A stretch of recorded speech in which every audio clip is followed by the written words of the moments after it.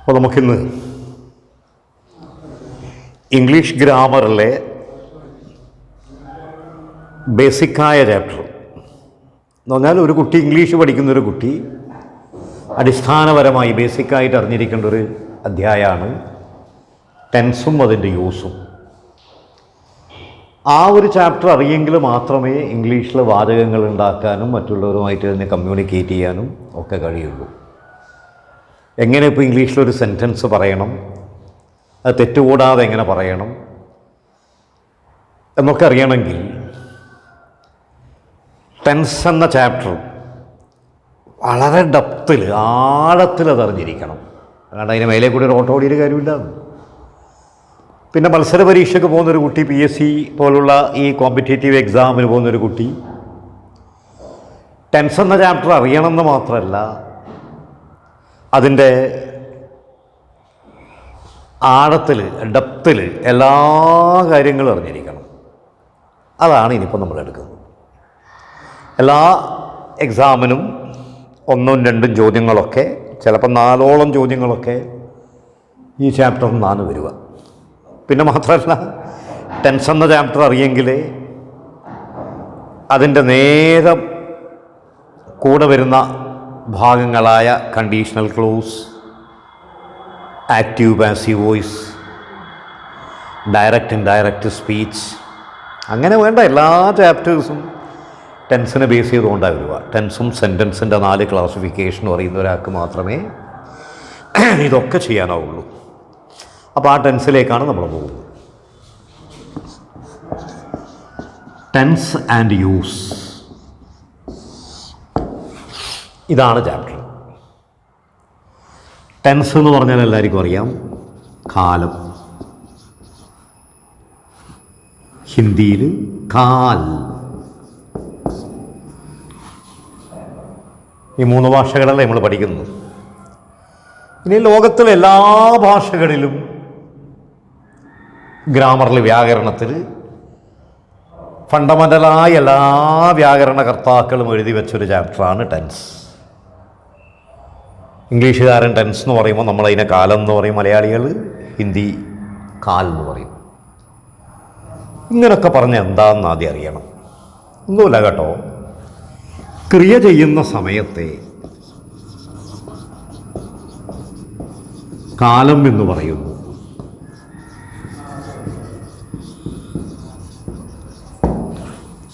ക്രിയ എന്ന് പറഞ്ഞാൽ പ്രവൃത്തി. പ്രവൃത്തി ചെയ്യുന്ന സമയമാണ് കാലം. ഇപ്പം ഞാനും നിങ്ങളും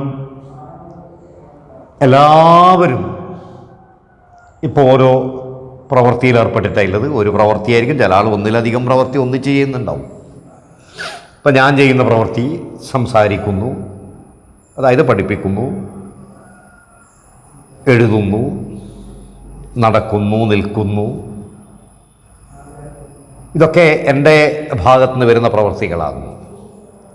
നിങ്ങളതാ ഇരിക്കുന്നു, കേൾക്കുന്നു, ശ്രദ്ധിക്കുന്നു, പഠിക്കുന്നു. ഇങ്ങനെ വീട്ടിൽ അടുക്കളയിലേക്ക് നോക്കി അമ്മയതാ കറിക്ക് മുറിക്കുന്നു, പാചകം ചെയ്യുന്നു, ഭക്ഷണം കഴിക്കുന്നു, കുട്ടികളതാ കളിക്കുന്നു, തുള്ളുന്നു, കുടിക്കുന്നു. ഈ വാക്കുകളൊക്കെയാണ്, പ്രവൃത്തിയാകുന്ന അത്തരം വാക്കുകളൊക്കെയാണ് മലയാള ഭാഷ ക്രിയ എന്ന് പറയുന്നത്. ഈ ക്രിയ ചെയ്യുന്ന സമയമാണ് കാലം എന്ന് പറഞ്ഞാൽ കുറച്ചും കൂടി ഗഹനതയിലേക്ക് കടക്കാല. ലോകത്തെല്ലാ ഭാഷകളും പറയുന്നത് ഒരേ കാര്യമാണ് കുട്ടികളെ. എന്നറിയോ, ക്രിയ നമുക്ക്, അതായത് പ്രവൃത്തി നമുക്ക് 3 സമയങ്ങളിലായി ചെയ്യാം. ഒന്ന് ഇപ്പോഴ്, ഇന്ന് അല്ലെങ്കിൽ ഇപ്പോഴ്. ക്രിയ ചെയ്യുന്നൊരു സമയമാണ് ഇന്ന് അല്ലെങ്കിൽ ഇപ്പോഴ്. മറ്റൊന്ന് ക്രിയയുടെ ചെയ്ത് കഴിഞ്ഞ സമയം, അതായത് ഇന്നലെയും മിനിയാന്നും കഴിഞ്ഞ ആഴ്ചയും കഴിഞ്ഞ മാസവും കഴിഞ്ഞ കൊല്ലവും ഒക്കെ.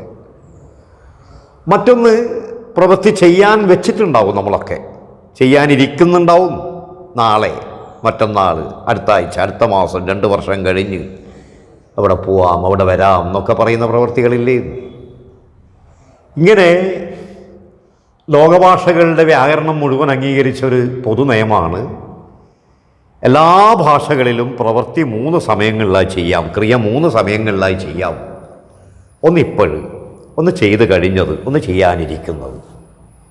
ഈ 3 സമയങ്ങളെയാണ് കാലം എന്ന് പറയുന്നത്. ക്രിയ ചെയ്യുന്ന, പ്രവൃത്തി ചെയ്യുന്ന ഇത്തരം സമയങ്ങളെയാണ് കാലം എന്ന് പറയുന്നത്. ക്രിയ ചെയ്യുന്നത് ഇന്നോ ഇപ്പോഴോ ആണെങ്കിൽ മലയാള ഭാഷ ഈ സമയത്തെ വർത്തമാനകാലം എന്നാണ് പറയുന്നത്. ഇനി ക്രിയ ചെയ്ത് കഴിഞ്ഞതാണെങ്കിൽ, ഇന്നലെയും മിനിയാന്നൊക്കെ ക്രിയ നമ്മൾ ചെയ്ത് കഴിഞ്ഞിട്ടില്ലേ, ആ സമയത്തെ ഭൂതകാലം എന്ന് പറയും. ഇനി നാളെയും മറ്റന്നാളൊക്കെ നമ്മൾ പല ക്രിയകളും ചെയ്യാൻ വെച്ചിട്ടുണ്ട്, ആ സമയത്തെ ഭാവികാലം എന്നും പറയും. അപ്പോൾ വർത്തമാനകാലം, ഭൂതകാലം, ഭാവികാലം, ഇതാണ് മലയാള ഭാഷയുടെ 3 കാലങ്ങൾ. ഞാൻ എടുക്കുന്നത് മലയാളമല്ല, വിദേശ ഭാഷയായ ഇംഗ്ലീഷാണ്. അപ്പോൾ നമുക്ക് നേരെ അതിലേക്ക് പോകാമല്ലോ. അപ്പോൾ കാലത്തിനാണ് ടെൻസ് എന്ന് പറയുന്നത്. അപ്പോൾ ടെൻസ് എന്ന് പറഞ്ഞാൽ എന്താണെന്ന് ചോദിച്ചാൽ ഇതുപോലെ തന്നെ എഴുതുന്നുണ്ടോ, tense is the time of action. Action എന്ന് പറഞ്ഞാൽ പ്രവൃത്തി, അതായത് ക്രിയ. ഇംഗ്ലീഷിൽ ഇതിനെ വെർബ് എന്നാണ് പറയുന്നത്, ക്രിയക്ക് വെർബ് എന്നാണ് പറയുന്നത്. അപ്പോൾ tense is the time of action എന്ന് പറഞ്ഞാൽ കാലമെന്നാൽ പ്രവൃത്തിയുടെ സമയമാണ്. വേർബ് ഏത് ടൈമിലാണോ നിങ്ങൾ ചെയ്യുന്നത് ആ ടൈമിനെയാണ് ടെൻസ് എന്ന് പറയുന്നത്. അപ്പോൾ what you mean by tense? Tense is the time of action. കണ്ടോ, ശ്രദ്ധിച്ച് പഠിക്കുന്ന കുട്ടികൾ കണ്ടോ, ഞാൻ ഈ പറഞ്ഞ അറിവ് ഒരു PSCയുടെ ക്വസ്റ്റ്യനാണ്. കണ്ടോ, അത്ര ആഴത്തിലാണ് ചോദ്യങ്ങളൊക്കെ വരിക എന്നുള്ളതിൻ്റെ തെളിവാണിത്. ഒരു PSCയുടെ ക്വസ്റ്റ്യൻ കണ്ടോ, ടെൻസ് ഈസ് ഡാഷ്. ഇനി 4 ഉത്തരം തന്നിന്, ABCD എന്ന് പറഞ്ഞ് 4 ഓപ്ഷൻ തന്നിന്. ആ 4 ഉത്തരത്തിൽ 4 ഉത്തരങ്ങളാണ് തന്നത്. അതിൽ ശരി ദ ടൈം ഓഫ് ആക്ഷൻ. ഇതാ, what is tense? Tense is the time of action. ഇത് എ എന്നുള്ള ഉത്തരമാണ്. ഇതെങ്കിൽ ഇതാണ് ശരി, ഈ ഓപ്ഷനാണ് ശരി. കണ്ടുനോക്കുക എത്ര ഗഹനതയിലേക്കാണ്, ഡെപ്തിലാണ് ചോദ്യം വരിക. അപ്പോൾ നമ്മളെ പഠനം അത്രയും ആഴത്തിലായിരിക്കണം. ഇങ്ങനെ മേലെ കൂടി ഒരു പഠനം പഠിച്ചിട്ട് കാര്യമില്ല. അപ്പോൾ what you mean by tense? Tense is the time of action. ഇനി അതുപോലെ തന്നെ കാൽ എന്ന് പറഞ്ഞാൽ എന്താണെന്ന് ചോദിച്ചാൽ പ്രവൃത്തി ചെയ്യുന്ന സമയം തന്നെ ഹിന്ദിയിലും.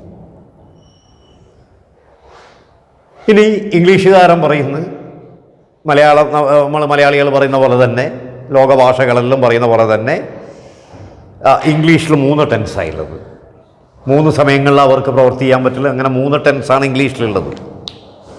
പ്രവൃത്തി ചെയ്യുന്നത് ഇന്നോ ഇപ്പോഴോ ആണെങ്കിൽ, ഈ പ്രസൻറ്റ് ടൈമിലാണെങ്കിൽ, ഈ പ്രസൻറ്റ് പറഞ്ഞാൽ തന്നെ ഇപ്പോഴും എന്നാണ്, പ്രസൻറ്റ് ടൈമിലാണ് നിങ്ങളൊരു ആക്ഷൻ ചെയ്യുന്നതെങ്കിൽ ആ ടൈമിനെ പ്രസൻറ്റ് ടെൻസ് എന്നാണ് അവർ പറയുന്നത്, വർത്തമാനകാലം. അപ്പോൾ ടെൻസിലെ ആദ്യത്തേതാണ് പ്രസൻറ്റ് ടെൻസ്. ഇതാണ് നമ്മുടെ മലയാള ഭാഷയിലെ വർത്തമാനകാലം. ഹിന്ദിയിലെ വർത്തമാൻ കാൽ. ഇനി പ്രവൃത്തി നമ്മൾ ഇന്നലെയോ മിനിയാന്നോ കഴിഞ്ഞാഴ്ചയോ കഴിഞ്ഞ മാസമൊക്കെയാണ് ചെയ്തതെങ്കിൽ ആ ടൈമിനെ പാസ്റ്റ് ടെൻസ് എന്നാണ് ഇംഗ്ലീഷുകാരൻ പറയുക. മലയാളം ഭൂതകാലം എന്ന് പറയും, ഹിന്ദി ഭൂതകാൽ എന്ന് പറയും. ഇനി നമ്മൾ പ്രവൃത്തി നാളെയോ മറ്റന്നാളൊക്കെ ചെയ്യാൻ വെച്ചതാണെങ്കിൽ ആ ടൈമിനെ ഫ്യൂച്ചർ ടെൻസ് എന്നാണ് പറയുന്നത്. ഇതിന് മലയാളത്തിൽ ഭാവികാലം എന്ന് പറയും. അപ്പോൾ there are 3 tenses in English, which are the present tense, past tense and future tense. മലയാളത്തിൽ 3 കാലാണ്, വർത്തമാനകാലം, ഭൂതകാലം, ഭാവികാലം. ഹിന്ദിയിൽ വർത്തമാൻ കാൽ, ഭൂതകാൽ, ഭാവികാൽ അല്ലെങ്കിൽ ഭവിഷ്യത് കാൽ. ഇനി ഞാനല്ല മറ്റ് 2 ഭാഷകളെ ഒഴിവാക്കി ഇംഗ്ലീഷുകാരിലേക്ക് കടക്കലാണ്. നല്ലവണ്ണം ശ്രദ്ധിച്ചോളൂ. ഇംഗ്ലീഷ് ഗ്രാമർ പറയുന്ന കാര്യം കേട്ടോ. 3 ടെൻസാണ് ഇംഗ്ലീഷിലുള്ളതെന്ന് നമ്മൾ കണ്ടു. ആദ്യത്തേത് പ്രസൻറ്റ് ടെൻസ്, പിന്നെ പാസ്റ്റ് ടെൻസ്, പിന്നെ ഫ്യൂച്ചർ ടെൻസ്. ഫ്യൂച്ചർ ടെൻസിന് അവർ വലിയ പ്രാധാന്യം കൊടുക്കില്ല, അതുകൊണ്ട് അത് 3ാമത്തേതായിട്ടേ പറഞ്ഞോളൂ. ഇങ്ങനെ there are 3 tenses in English. ഇനി അറിയേണ്ട കാര്യം, ഈ ഓരോ ടെൻസിലും, അതായത് ഓരോ കാലത്തും നമുക്ക് ക്രിയ, അതായത് പ്രവൃത്തി 4 രീതിയിൽ ചെയ്യാൻ പറ്റുമെന്നാണ് ഇംഗ്ലീഷിൻ്റെ ഗ്രാമർ എഴുതിയ പറയുന്നത്. വർത്തമാനകാലമാകുന്ന ഇപ്പോഴ്, പ്രസൻറ്റ് ടെൻസ് ആകുന്ന ഇപ്പോഴ് നമുക്ക് 4 ടൈപ്പ്, 4 മോഡ് എന്നൊക്കെ പറയും. MODE, മോഡ് പറഞ്ഞ രീതി. 4 രീതിയിലുള്ള ആക്ഷൻസ് നമുക്ക് ചെയ്യാൻ പറ്റും. അതിലൊന്ന്, പ്രവൃത്തിയുടെ ഒരു രീതിയുടെ പേര് സിമ്പിൾ എന്നാണ്. Simple action. അതിനെ തന്നെ ഇൻഡെഫിനിറ്റ് എന്ന് പറഞ്ഞാലും തെറ്റില്ല. വർത്തമാനകാലമാകുന്ന ഇപ്പോഴ് എനക്കും നിങ്ങൾക്കും ലോകത്തെല്ലാവർക്കും 4 രീതിയിലുള്ള പ്രവൃത്തി ചെയ്യാൻ പറ്റും. അതിലൊരു രീതിയുടെ പേരാണ്, പ്രവൃത്തിയുടെ ഒരു മോഡിൻ്റെ പേരാണ്, ഒരു ടൈപ്പിൻ്റെ പേരാണ് സിമ്പിൾ ആക്ഷൻ അഥവാ indefinite action. Number 2, continuous action അല്ലെങ്കിൽ progressive action. Number 3, perfect action. Number 4, perfect continuous. ഇതിൻ്റെ വിശദാംശം ഞാനിപ്പോൾ തരാം പേരുകൾക്ക്. ഓരോ കാലത്തിലും ഓരോ ടെൻസിലും നമുക്ക് 4 രീതിയിലുള്ള പ്രവൃത്തി ചെയ്യാൻ പറ്റുക. അതിലൊരാക്ഷൻ്റെ പേരാണ് സിമ്പിൾ അഥവാ ഇൻഡെഫിനിറ്റ്. നമ്പർ 2, കണ്ടിന്യൂസ് അഥവാ progressive. Number 3, perfect. Number 4, perfect continuous. ഇനി ഇതെന്താണെന്നുള്ള വിശദീകരണമാണ് ഞാൻ നൽകാം. നല്ലോണം ക്ലാസ്സിൽ ശ്രദ്ധിച്ചോളാം, വീട്ടിലെ കുഞ്ഞുങ്ങൾക്ക് വല്ലതും പറഞ്ഞു കൊടുക്കുക ശ്രദ്ധിച്ചിട്ട്. സിമ്പിൾ അഥവാ ഇൻഡെഫിനിറ്റ് ആക്ഷൻ എന്നുള്ളതിൻ്റെ അർത്ഥം ഈ പേരിൽ നിന്ന് തന്നെ അർത്ഥവത്താണ്. സിമ്പിൾ എന്നുള്ള വാക്കിൻ്റെ അർത്ഥം തന്നെ ലളിതം എന്നാണ്. ഇൻഡെഫിനിറ്റ് എന്ന് പറഞ്ഞാലോ, ഡെഫിനിറ്റ് എന്ന് പറഞ്ഞാൽ ഉറപ്പുള്ളത്, പൂർണ്ണമാകുന്നത്, ഉറപ്പുള്ളത്. ഇൻഡെഫിനിറ്റ് എന്ന് പറഞ്ഞാൽ ഉറപ്പില്ലാത്തത്. ചെയ്യുന്ന പ്രവൃത്തി ലളിതമായിരിക്കും, അതായത് ഒരു ഉറപ്പില്ലാത്ത പ്രവൃത്തിയായിരിക്കും, ഇൻഡെഫിനിറ്റ് ആക്ഷൻ ആയിരിക്കും. അങ്ങനെ എത്ര പ്രവൃത്തി നമ്മളിപ്പോൾ എല്ലാവരും ചെയ്യുന്നുണ്ട്, ഞാനും നിങ്ങളൊക്കെ. ഇപ്പോൾ നിങ്ങളെ ക്ലാസ്സിൽ വന്നിരുന്ന പാട് വീട്ടിൽ നിന്നാറ്റം ഒരു ഫോൺ വരുന്നു, വാട്ട് ആർ യു ഡൂയിങ്, നീ ഇപ്പം എന്ത് ചെയ്യുന്നത്? അപ്പോൾ നമ്മൾ മലയാളത്തിൽ പറയൽ ഞാനിവിടെ ഇരിക്കുന്നു. ആ പ്രവൃത്തി നോക്കി ഇരിക്കുന്നു. ഇരുന്നു കൊണ്ടിരിക്കുന്നു എന്നല്ല പറഞ്ഞിന്, ഇരിക്കുന്നു. കാരണം അന്നേരം ചെയ്യുന്ന ആക്ഷൻ അല്ലേ ഇരിക്കുന്നു. പിന്നെ അത് തുടർച്ചയായി ചെയ്യുമ്പോൾ ഇരുന്നു കൊണ്ടിരിക്കലാവല്. അന്നേരം ചെയ്യുന്നത് സഡൻ ആക്ഷനാണ്, സിമ്പിൾ ആക്ഷനാണ്, ഇൻഡെഫിനിറ്റ് ആക്ഷനാണ്, ഉറപ്പില്ലാത്ത ആക്ഷൻ. ഇരിക്കുന്നു. കുട്ടി എന്ത് ചെയ്യുന്നു എന്ന് നിങ്ങൾ വീട്ടിലേക്ക് വിളിച്ചു ചോദിക്കുന്നു. അപ്പം അമ്മ പറയുന്നു കളിക്കുന്നു. കളിക്കുന്നുണ്ട്, കളിച്ചുകൊണ്ടിരിക്കുന്നുണ്ട് എന്ന് പറഞ്ഞിട്ട് അമ്മ നോക്കുമ്പം കാണുന്നത് കളിക്കുന്നതാണ്. കളിച്ചുകൊണ്ടിരിക്കണം എന്ന് പറഞ്ഞാൽ അമ്മ കുറേ സമയം നോക്കിക്കൊണ്ടിരിക്കണ്ടേ, ഇത് കുഞ്ഞ് കളിച്ചുകൊണ്ട് നിൽക്കണ്ടേ. കാണുമ്പം നമ്മുടെ ഫസ്റ്റ് സൈറ്റിൽ കാണുന്നത് കളിക്കുന്നു, ഇരിക്കുന്നു, പോകുന്നു, വരുന്നു, ഉറങ്ങുന്നു. ഇങ്ങനെയുള്ള ആക്ഷനെയാണ് കുട്ടികളെ സിമ്പിൾ ആക്ഷൻ അഥവാ ഇൻഡെഫിനിറ്റ് ആക്ഷൻ എന്ന് പറയും. എന്ന് പറഞ്ഞാൽ ചെയ്യുന്ന പ്രവൃത്തി ലളിതമായിരിക്കും, ഒരു ഉറപ്പുണ്ടാവില്ല. ഡെഫിനിറ്റ് അല്ല, ഇൻഡെഫിനിറ്റ് ആയിരിക്കും. ഇനി രണ്ടാമത്തത് പ്രവൃത്തിയുടെ മറ്റൊരു രീതി. 4 രീതിയിലുള്ള പ്രവൃത്തിയാണ് ഒരാൾക്ക് ഒരു കാലത്ത് ചെയ്യാൻ പറ്റൽ. രണ്ടാമത്തെ രീതിയുടെ പേരാണ് കണ്ടിന്യൂസ് അഥവാ പ്രോഗ്രസീവ്. ആ പേരും തന്നെ അർത്ഥവത്താണ്. കണ്ടിന്യൂസ് എന്ന് പറഞ്ഞാൽ തുടർച്ചയായിട്ട്, അതന്നെയാണ് പ്രോഗ്രസീവ്. ഇങ്ങനെ ക്രിയയുടെ പ്രവൃത്തി ഇങ്ങനെ പുരോഗതിയിലാവല്, പ്രോഗ്രസ് അറിയില്ലേ. കണ്ടിന്യൂസ് എന്നാണ് അർത്ഥം, രണ്ടും ഒരേ അർത്ഥമാണ്. അങ്ങനെ പറഞ്ഞാൽ ചെയ്യുന്ന ക്രിയ ഇങ്ങനെ തുടർച്ചയായിട്ട് ചെയ്യൽ. ക്ലാസ്സിൽ ഇരിക്കാൻ തുടങ്ങിയ നിങ്ങൾ ഒരു അരമണിക്കൂർ കഴിഞ്ഞിട്ട് ആരെങ്കിലും ചോദിക്കുന്നു, അല്ലെങ്കിൽ നീ ഇപ്പം എന്ത് ചെയ്യുന്നു? ഞാൻ ഇവിടെ ഇരുന്ന് കൊണ്ടിരിക്കുന്നുണ്ട്, കുഞ്ഞ് കളിച്ചുകൊണ്ടിരിക്കുന്നുണ്ട്, അവൻ കരഞ്ഞുകൊണ്ടിരിക്കുന്നുണ്ട്, അവൻ പാട്ട് പാടിക്കൊണ്ടിരിക്കുന്നുണ്ട്, അമ്മ ജോലി ചെയ്തുകൊണ്ടിരിക്കുന്നുണ്ട്, ജോലി ചെയ്തുകൊണ്ടിരിക്കുന്നു, പഠിച്ചുകൊണ്ടിരിക്കുന്നു, പാടിക്കൊണ്ടിരിക്കുന്നു, ഇരുന്നു കൊണ്ടിരിക്കുന്നു. കണ്ടോ, ക്രിയയുടെ ആ ലളിതമായ ആ അവസ്ഥയിൽ നിന്ന് മാറിയത് തുടർച്ചയായി. അങ്ങനെയുള്ള ആക്ഷനെയാണ് കണ്ടിന്യൂസ് ആക്ഷൻ അല്ലെങ്കിൽ പ്രോഗ്രസീവ് ആക്ഷൻ എന്ന് പറയുന്നത്. അടുത്തത് പെർഫെക്റ്റ് ആണ്. ആ പേരും തന്നെ അർത്ഥം പൂർണ്ണമാണ്. പെർഫെക്റ്റ് എന്നുള്ള വാക്കിൻ്റെ അർത്ഥം അറിയില്ലെങ്കിൽ ആദ്യം അതിൻ്റെ അർത്ഥം പറഞ്ഞുതരാം. കംപ്ലീറ്റ് എന്നാണ്, പൂർണ്ണമാക്കൽ അല്ലേ. പെർഫെക്റ്റ് എങ്ങനെയാണ് ആ കക്ഷി ഒരാളെക്കുറിച്ച് നിങ്ങളോട് അഭിപ്രായം ചോദിക്കുന്നത്? How is he's a man of perfection, he's A perfect മാൻ. അയാളൊരു പൂർണ്ണനായ മനുഷ്യനാണ്, പെർഫെക്ഷനുള്ള ആളാണ്, പൂർണ്ണതയുള്ള ആളാണ്, കംപ്ലീഷനുള്ള ഒരാളാണ്. അപ്പോൾ പൂർണ്ണമായ എന്നുള്ള അർത്ഥത്തിൽ ഇംഗ്ലീഷുകാരൻ പറയുന്നൊരു വാക്കാണ് പെർഫെക്റ്റ്. അപ്പോൾ പെർഫെക്റ്റ് എന്നുള്ളതിൻ്റെ അർത്ഥം പൂർണ്ണമാക്കൽ എന്നാണ്. എന്ന് പറഞ്ഞാൽ ഓരോ കാലത്തും ക്രിയ നമുക്ക് അവിടെ തന്നെ പൂർത്തിയാക്കാൻ പറ്റും. ഇപ്പോൾ ഈ ക്ലാസ് കേട്ടുകൊണ്ടിരിക്കുന്ന നിങ്ങൾ ഇന്ന് തന്നെ എത്ര പ്രവൃത്തി പൂർത്തിയാക്കി? ഞാനിപ്പോൾ അയാളെ കണ്ടു, കുറച്ച് മുമ്പേ ഞാൻ ചായ കുടിച്ചു, ഞാനിപ്പോഴും ഊണ് കഴിച്ചു, അയാളിപ്പോൾ ഇവിടുന്ന് എഴുന്നേറ്റ് പോയി ചായ കുടിച്ചു, പഠിച്ചു കഴിഞ്ഞു, ഉറങ്ങിക്കഴിഞ്ഞു. ഇതൊക്കെ ഇന്നലെയോ മിനാന്നോ ചെയ്തതല്ല, ഇന്നാണ്. അതായത് ഇന്ന് പ്രസൻറ്റ് ടെൻസ് എന്നല്ലേ അതിന് പറയൽ. ക്രിയ ചെയ്യുന്നത് ഇന്നോ ഇപ്പോഴോ ആണെങ്കിൽ അതിനല്ലേ പ്രസൻറ്റ് ടെൻസ് എന്ന് പറയൽ. ആ സമയത്ത് നമ്മളൊരു ക്രിയ ചെയ്ത് തീർത്തു. അങ്ങനെയുള്ള ആക്ഷനെയാണ് പെർഫെക്റ്റ് ആക്ഷൻ എന്ന് പറയുന്നത്. അതാത് കാലത്ത് ക്രിയ അവിടെ തന്നെ ചെയ്ത് തീർക്കൽ. അങ്ങനെയുള്ള ആക്ഷൻ്റെ പേര് പെർഫെക്റ്റ്. ഓരോ കാലത്തും ക്രിയ തുടർച്ചയായി ചെയ്യുന്നുണ്ടെങ്കിൽ അതിനെ കണ്ടിന്യൂസ് അല്ലെങ്കിൽ പ്രോഗ്രസീവ് എന്ന് പറയും. ചെയ്യുന്ന ക്രിയക്കൊരു ഉറപ്പില്ല, അത് ലളിതമായൊരു തുടക്കം മാത്രമാണ്, ഒരു ഉറപ്പില്ലാത്തതാണെങ്കിൽ അതിനെ ഇൻഡെഫിനിറ്റ് അല്ലെങ്കിൽ സിമ്പിൾ എന്ന് പറയും. ഇനി last perfect continuous, PERFECT, perfect continuous tense. ക്രിയയുടെ മറ്റൊരു പ്രവർത്തന രീതിയായത്. ഇതിനർത്ഥം എന്താ കുട്ടികളെ? മുമ്പ് ചെയ്യാൻ തുടങ്ങിയ പല ക്രിയകളും ഇപ്പോഴും ചെയ്തുകൊണ്ടിരിക്കുന്നുണ്ടാവും നമ്മൾ. അങ്ങനെയുള്ള ആക്ഷനെയാണ് ഈ പെർഫെക്റ്റ് കണ്ടിന്യൂസ് ആക്ഷൻ എന്ന് പറയുന്നത്. ഇല്ലേ, നിങ്ങൾ തന്നെ ഇപ്പം അല്ല ഞാനും എല്ലാവരും ഇപ്പോൾ ചെയ്തിരുന്ന ചില പ്രവൃത്തി മുമ്പ് ചെയ്യുന്നതിൻ്റെ ആവർത്തനമായിരിക്കും. അപ്പം അങ്ങനെയുള്ള പ്രവൃത്തി ആരോടെങ്കിലും പറയണമെങ്കിൽ ആ പ്രവൃത്തിയുടെ രീതിയുടെ പേരാണ് പെർഫെക്റ്റ് കണ്ടിന്യൂസ്. ഇപ്പം ഈ പഠനം, പഠിച്ചുകൊണ്ടിരിക്കുക എന്നുള്ള ഈ പ്രവൃത്തി നിങ്ങളിപ്പോൾ രണ്ട് രീതിയിലായി. ഒന്ന് ഇന്ന് പഠിച്ചുകൊണ്ടിരിക്കുന്നത്, അത് കണ്ടിന്യൂസ് ആക്ഷനാണ്.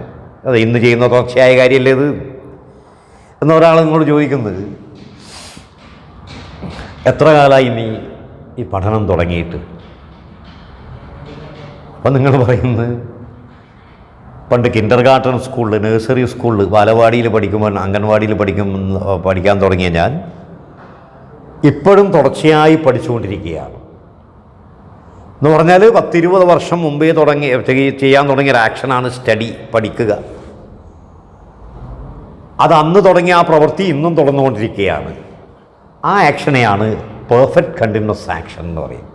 അതത്രയും പഴയതിലേക്കൊന്നും നടക്കണമെന്നില്ല. ഇന്ന് രാവിലെ തുടങ്ങിയ ഒരു ആക്ഷൻ ഇന്നലെ തുടങ്ങിയ ഒരു ആക്ഷൻ ഇന്നും തുടർച്ചയായി ചെയ്യുന്നുണ്ടെങ്കിൽ അതും മതി അല്ലേ. ഇന്നലെ രാത്രി മുതലേ ഞാനൊരു കഥ വായിച്ചു കൊണ്ട് വരികയാണ്. കണ്ടോ, ഇന്നലെ രാത്രി തുടങ്ങിയ ആക്ഷൻ ഇന്നും തുടർച്ചയായി ചെയ്തുകൊണ്ടിരിക്കുന്നുണ്ട്. ഇങ്ങനെയുള്ള ആക്ഷനെയാണ് പെർഫെക്റ്റ് കണ്ടിന്യൂസ് ആക്ഷൻ എന്ന് പറയുന്നത്. ഇങ്ങനെ ഒരാൾക്ക് വർത്തമാനകാലമാകുന്ന ഇന്ന്, അതായത് പ്രസൻറ്റ് ടെൻസ് ആകുന്ന ഇന്ന് 4 രീതിയിലുള്ള പ്രവൃത്തി ചെയ്യാൻ പറ്റും. സിമ്പിൾ അല്ലെങ്കിൽ ഇൻഡെഫിനിറ്റ്, കണ്ടിന്യൂസ് അല്ലെങ്കിൽ progressive, perfect, last perfect continuous.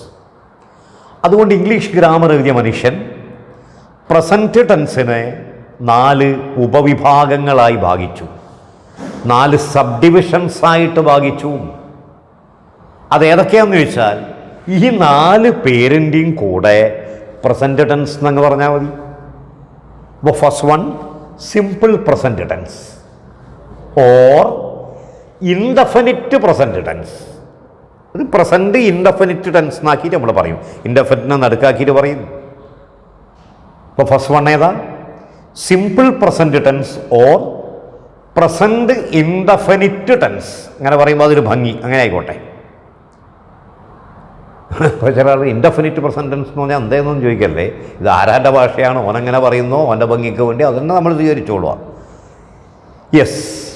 Number 2 continuous present tense എന്ന് പറയാം. പക്ഷെ അവർ പറയൽ പ്രസൻറ്റ് കണ്ടിന്യൂസ് എന്നാണ്, കണ്ടിന്യൂസിനെ നടുക്കാക്കിയിട്ടാണ് പറയൽ. ആയിക്കോട്ടെ, അതല്ലേ താളഭംഗിയും അതിന് തന്നെയാണ്. പ്രസൻറ്റ് കണ്ടിന്യൂസ് ടെൻസ് അഥവാ പ്രസൻറ്റ് പ്രോഗ്രസീവ് ടെൻസ് എന്നും പറയാം. Number 3 present perfect tense. Number 4 present perfect continuous tense. ഓരോ കാലത്തും നമ്മൾ ഇങ്ങനെ 4 രീതിയിലുള്ള പ്രവൃത്തി ചെയ്യുന്നത് കൊണ്ട് ഓരോ കാലത്തെയും നമ്മൾ 4 ഉപവിഭാഗങ്ങളായി ഭാഗിച്ചിട്ടുണ്ട്, സബ് ഡിവിഷൻസ് ആയിട്ട് ഭാഗിച്ചിട്ടുണ്ട്. ഇപ്പോൾ പ്രസൻറ്റ് ടെൻസിൻ്റെ 4 സബ് ഡിവിഷനാണ് ഞാനിപ്പോൾ പറഞ്ഞത്. ഈ 4 പേരിൻ്റെയും കൂടെ പ്രസൻറ്റ് ടെൻസ് എന്നങ്ങ് പറഞ്ഞാൽ ആ പേരായി. പ്രസൻറ്റ് ടെൻസിൽ ഇങ്ങനെ 4 ഉപവിഭാഗങ്ങൾ ഉണ്ടെങ്കിൽ ഈ പ്രസൻറ്റ് ടെൻസ് അല്ലേ നാളേക്ക് പാസ്റ്റ് ടെൻസ് ആവല്? അത് ഇന്നലെ നിങ്ങൾ ഇന്നലെ കഴിഞ്ഞിട്ടല്ല ഇന്നായത്. അപ്പോൾ ഇന്നലെ നിങ്ങൾക്ക് 4 രീതിയിൽ പ്രവർത്തിക്കാൻ പറ്റുന്നുണ്ടെങ്കിൽ ഇന്നേക്ക് ചിന്തിക്കുമ്പോൾ അത് ഭൂതകാലയിലേ. അപ്പോൾ ഏതിനും 4 സബ് ഡിവിഷൻസ് ഉണ്ട് പാസ്റ്റ് ടെൻസിനും. ഈ 4 കൂടെ നേരത്തെ പ്രസൻറ്റ് ടെൻസ് എന്ന് പറഞ്ഞ പോലെ ഇനി പാസ്റ്റ് ടെൻസ് എന്ന് പറയും. Simple past or past indefinite tense. Number 2 past continuous or past progressive. Number 3 past perfect. Number 4 past perfect continuous tense. ഇനി പ്രസൻറ്റ് ടെൻസിലും പാസ്റ്റ് ടെൻസിനും 4 സബ് ഡിവിഷൻസ് ഉണ്ടെങ്കിൽ അത് ഏതിനും ഉണ്ട്, ഏതിനും ഉണ്ടാവും ഫ്യൂച്ചർ ടെൻസിന്. കാരണം ഇന്നല്ലേ നാളെയൊക്കെ ആവല്. അപ്പോൾ ഫ്യൂച്ചർ ടെൻസിൻ്റെ 4 സബ് ഡിവിഷൻസ് ചോദിച്ചാൽ ഈ 4 പേരിൻ്റെയും കൂടെ ഫ്യൂച്ചർ ടെൻസ് എന്ന് പറഞ്ഞാൽ മതി. ഫസ്റ്റ് 1 സിമ്പിൾ ഫ്യൂച്ചർ അല്ലെങ്കിൽ future indefinite tense. Number 2 future continuous അല്ലെങ്കിൽ future progressive tense. Number 3 future perfect tense. Number 4 future perfect continuous tense. അപ്പോൾ ചുരുക്കി എന്ത് പറയാം? 4 പ്രധാന ടെൻസാണ് ഇംഗ്ലീഷിലുള്ളത്. 3 പ്രധാന ടെൻസാണ് ഇംഗ്ലീഷിലുള്ളത്. പ്രധാനമായും 3 ടെൻസാണ് ഇംഗ്ലീഷിലുള്ളത്. Mainly there are 3 tenses in English. Which are they? നേരത്തെ എഴുതി മായ്ച്ചില്ലേ? Present tense, past tense and future tense. Each tense has 4 subdivisions. ഓരോ ടെൻസിനും 4 സബ് ഡിവിഷൻസ് ഉണ്ട്. ഇത് അപ്പോൾ 1ന് 4 അങ്ങനെ 3 ഗുണിക്കണം 4 സമം 12. അപ്പോൾ totally there are 12 tenses in English. Present ടെൻസിൻ്റെ 4 സബ് ഡിവിഷൻ, പാസ്റ്റ് ടെൻസിൻ്റെ 4, ഫ്യൂച്ചർ ടെൻസിൻ്റെ 4, ആകെ 12 ടെൻസ് ഇംഗ്ലീഷിലുണ്ട്. പ്രധാനമായും 3, മൊത്തം 12 tense. Mainly there are 3 tenses. Totally there are 12 tenses in English. ഇതാണ് ടെൻസിൻ്റെ ആമുഖം. ഇനി നമ്മൾ ഓരോ ടെൻസായിട്ട് എടുക്കാൻ തുടങ്ങലായി. പ്രസൻറ്റ് ടെൻസിൻ്റെ ഓരോ സബ് ഡിവിഷനായിട്ട് നമ്മൾ എടുക്കാൻ തുടങ്ങലായി.